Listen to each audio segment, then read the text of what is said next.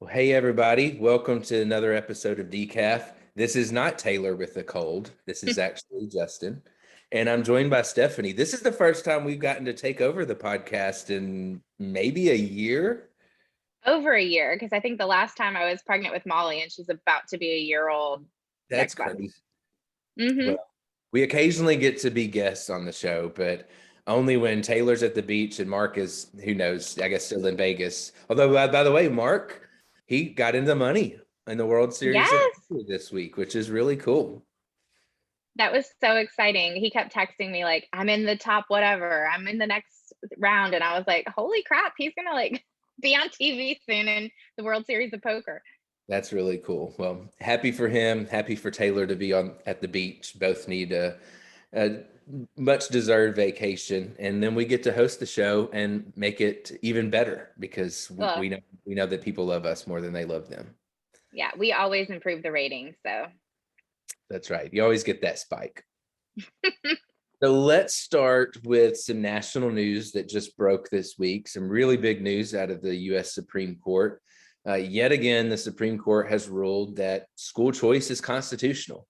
There was a main case where the question was, is it a violation of church and state to allow parents to take a portion of the money we spend on their kid and send their kid to a private school of their choice? In various ways, the Supreme Court has ruled on this multiple times and consistently comes down on the side of school choice is constitutional, and they did it again this week. yes, I was very happy to see that, and it's a win for students and children more than anything, but also parents and their ability to choose what the best educational path is for their child. We need more choice these We days, do. and so it's great. Despite the left always running to the courts trying to get these programs struck down, more and more states are passing them, and more courts are upholding them, including our own Supreme Court right here in Tennessee. So you might recall that in 2019, we got a school choice program passed that the governor proposed to give kids in Memphis and Nashville more options. Again, those on the left, the local governments, ACLU and others sued and challenged that program. And we joined the case on behalf of parents because we really wanted to tell that perspective to the courts, and took it all the way up to the Tennessee Supreme Court. And just a couple of weeks ago, we won as well. So yet another case affirming that these programs are constitutional. Yeah, and I think what the courts are saying is that this really should be left up to those that are making the laws. And if they're allowing for tax dollars to go for that purpose and parents are choosing that option, the taxpayers themselves, for their kids, that isn't a viable option for them, and that is a legal option for them. And we are so excited that this is happening in Tennessee as well, because all it means is that we're that much closer to allowing parents that have children in failing schools to have different options. And there's nothing better than having multiple options on the table. It brings all of the groups up, and I think that the schools having more competition will also show improvement in that type of environment. Yeah, I mean, studies show that school choice works for everybody, right? Even the kids who remain in public schools do better. And certainly those who, for whatever reason, may even be a good school, but that kid does not thrive in that environment. They need to be in a different one, and it should be up to the parents. And there's just a huge tidal wave of choice. Unfortunately, we didn't really get to expand choice that much this year in our legislature. They did expand our special needs program to include dyslexia, which will help a lot more kids. But Very it's important. time that our legislature stepped up, and in particular our House. Our Senate has passed choice programs over and over, but it's every year it seems that we get stalled up in the House, and it's about time that they listen to parents' needs and start passing choice, start giving parents more options, not just in Memphis and Nashville, not just those with special needs, but ultimately every family across the state deserves these same options. Absolutely. And I think now more than ever, parents are more engaged with what's going on in the schools, in the classroom. They want to be involved in their children's education. They want to know that they're in the best environment that they can be in. And I never really understood when parents talked about, each child learns differently. I was like, yeah, but we're all kind of learning in a similar way until I had kids. And then I've seen their personalities are completely Yeah. different. and how even when you're talking to them or disciplining them or working with them, like they take different approaches, and that's totally fine. And that's what makes people unique and great. But it also means that a one size fits all education system is not going to work. Well, and other states are realizing this, and legislatures and governors in other states have made this a priority. Our governor has, but unfortunately, the legislature is a bit of a lagging indicator on that. So it's about time they get Yeah, with the program and start giving parents these options. absolutely. So let's talk sports. So we were told here are the topics you have to discuss because we haven't been on in a while, so we forget. But let's talk a little bit of sports news that came out this week as well. So our former governor, Bill Haslam, is buying the Nashville Predators. What do you think about that? I think it's great because it means that the Nashville Predators aren't going to go anywhere. The governor, former Governor Haslam, is a proud Tennessean, and I think that he will do everything in his power to make sure that the team thrives here in Tennessee. And so I was really excited to see the news. And and as long as we don't have to talk sports in golf right now, I'm good because I've No had U.S. Open talk for Stephanie. all yes, that's what I have to hear all the time. So yes, I'm happy to talk about the Predators, and I'm happy that the governor has he officially purchased it? Has it gone It's through? like, I think, a 3-year process where he's going Okay. to buy up a majority share from the majority owner. So it's a bit of a process, but I think he's all in and ready to do this and join his brother. So his brother owns the Cleveland Browns. I would much rather, I know you're from Cleveland, but I would much rather own the Predators than the Browns. So I think that Governor Haslam got the win of the family in the terms of sports teams ownership. What Long, team? Go ahead. What? oh, as long as they don't ask for a taxpayer-funded stadium, I'm all on board, and I think it's fantastic. And fortunately, actually, to his credit, former Nashville Mayor Briley renegotiated a pretty good deal with the Preds to where they get to keep the tax revenue generated within Bridgestone Arena, so that the people who actually go to Preds games, who go to concerts there, go to other events there, pay for the maintenance of the arena rather than taxpayers from across the city, many of whom aren't hockey fans, so they can't afford to go to a concert or a hockey game there. And so they shouldn't have to be paying for it. So kudos to them. Let's keep it that way. Unlike the Titans, who are going to continue to get more taxpayer money. Good for the Preds for having that type of structure. What sports team would you buy? Like if you were a billionaire and you could buy any sports team in the world, which one would you go for? You know, going to see something live. I'm a baseball fan, so I think it would be a baseball team. That would be where I would spend my money. And to be quite honest with you, I probably wouldn't buy any sports team. I'd probably buy like an island if I was a billionaire and That's go, fair. yeah.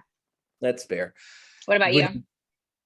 well, baseball too. I'd buy the Braves. I'm a huge Braves fan. You would probably have said the Indians, but not the Guardians, right? So for those who don't know, Stephanie's a Cleveland Indians fan, but that Yeah. became not PC. So now they're the Cleveland Guardians, which is apparently like a statue on a bridge. So essentially a pylon. So they could be the Cleveland Pylons, and that Well, would be a better name.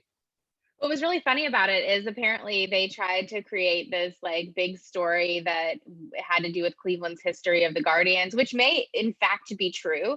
But nobody in Cleveland knew that these statues on this bridge were even there. Like it was not a thing in Cleveland. Nobody knew about it. It was not like a big deal.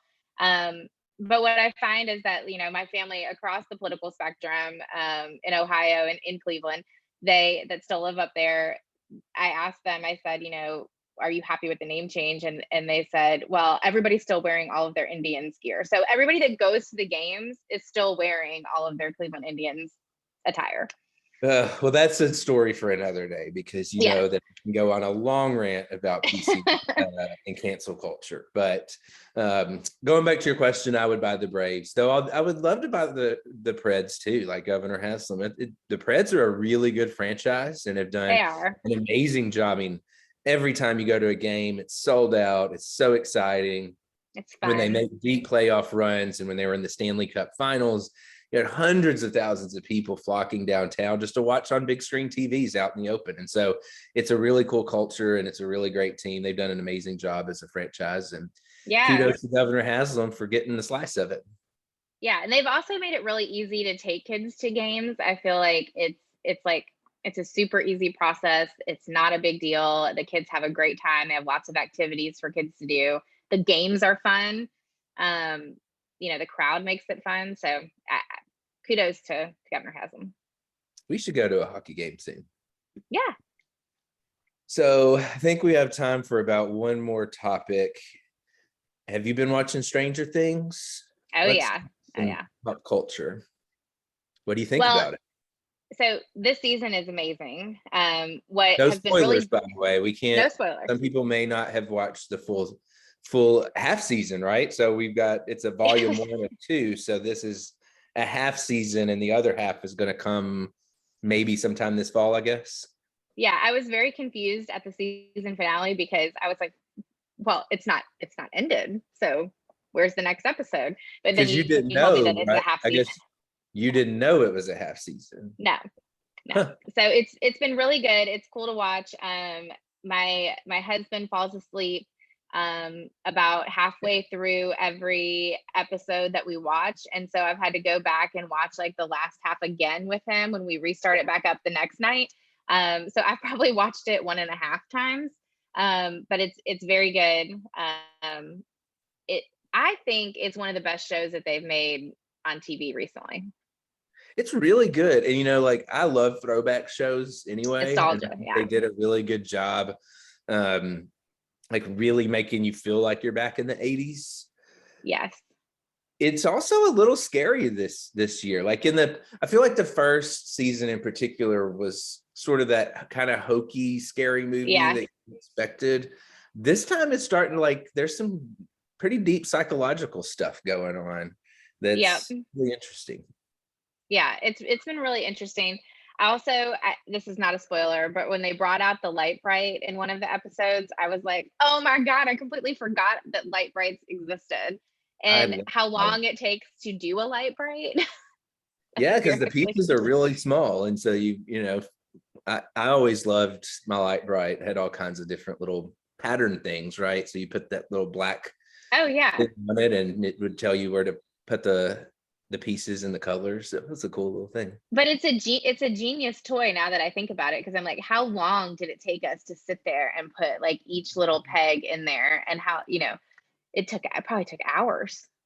You're a parent. Do kids have cool toys like that these days? I feel like we had like the best toys growing up. Yes, we did. We've bought Robert some of the old school toys, but like, the phone that had the dial-up thing on it, and it's got like a little face on it, you can pick up the phone. So he knows what a phone is like that, which is different from most kids. Probably the only kid in America that understands what that is. They've made them so safe now that like the cord on the phone, you have to pick the whole thing up because they've shortened the cord so much because it was a choking or a strangulation hazard. So they've shortened it. So you have to hold the whole entire phone up here to your head if you're going to use it. And then I was thinking about light brights. I was like, do they even sell those anymore? Because the pieces are so small. I don't know that they would. Was that like a safety hazard or? Yeah, we live in a much more litigious society now. So I don't know if we could have the same kind of toys like jacks and all the like sharp. I remember I had a tomahawk as a kid, and it was a plastic tomahawk. It wasn't like a real one, but I hit my eye with the pointy part of it, and I thought I went blind for a little bit. And so, I mean, we definitely had toys that could hurt you. And I feel like we bubble wrap our kids these days. So a little different. But we did buy the little like Fisher Price cash register. That's kind of cool, which I don't even think they have cash registers anymore, like in real life. So these. It is funny. You've got these toys, like those throwback toys of when the actual thing that the toy is made from doesn't even exist anymore. Like the rotary phones, cash registers, there's all kinds of things that our kids would be like, what is this? I've never seen. What is this for? So going back to shows, if you had like the Men in Black, like erase your mind thing, what show would you go back and watch so that you could like watch from scratch and not know what's going to happen? The Americans, definitely. Ooh, that's a good one. American, Yeah. what a great show. So I was thinking Dexter, because I really Yeah. like Dexter, and I don't, that's kind of weird to be like rooting for a serial killer, but really well done show. The New Blood series, the second part was pretty good, but not nearly as good as the original. But yeah, the American, going back to like the nostalgia of the 80s, the Cold War era, what an amazing show. And the soundtrack It's to so the good. Americans was better than any that I can ever remember of any show or movie, Yeah. really. If you haven't watched The Americans, I highly recommend, like, do it this weekend. It's 105 degrees outside. Go sit inside and watch The Americans. Finish the podcast and go watch The Americans. Yeah, so Dexter, I think I only watched the first season and then I never finished it. I never went back and finished it. Is it worth it to go back? And I think so. I think it gets better. I think it's just an amazing show, and it's, you know, it's such a weird show because again, he's kind of the protagonist, but he's a you know, anti-hero in a way. And right. so it's a unique show, and I think it's brilliantly done. I think the story arc gets really good. Not a huge fan of the ending, but it's not as big of a bust as like the Game of Thrones ending. Oh God, that was terrible. Yeah, it was, they just phoned it in. This just went in a direction. It's like, okay, decent, but the show itself is phenomenal. Definitely recommend it. But now that you mention it, it's not The Americans. I think The Americans is probably the best show that's ever been done. Yeah, even the ending of that was like it was good, satisfying. And I don't like shows that don't like button up the, like, if you're gonna do this entire series and have multiple seasons and then the last season you don't tie a bow on all of the things that you should tie a bow on, it drives me insane. And that's why Game of Thrones was so disappointing. I agree with that completely. The other thing about The Americans too is like, it was so intense at times that we would have to stop. Like, we would want to watch the next episode. Yeah, but you'd be like, but we had to stop for like an hour before we went to bed so that our heart rate would go down and like we could calm down so that we could actually go to sleep. Not many shows do that. No, it was great in that way. That's cool. Well, I think we're about out of time. This has been fun. Maybe we should pull our rank and take over the podcast more often. I think we should. If you can do us a favor, make sure that you like and subscribe, or we're also on iTunes, Apple iTunes. Just download Decaf, and if we get more than Taylor and Mark, then they have to take us out to lunch. So yeah, so I'm hungry. Please give like us a free lunch by sharing and liking the podcast and spreading the word to everybody else. We hope you've enjoyed it. We certainly have. And I guess it'll be another year or so before you get to hear from us together. So until then, have a great one. Bye.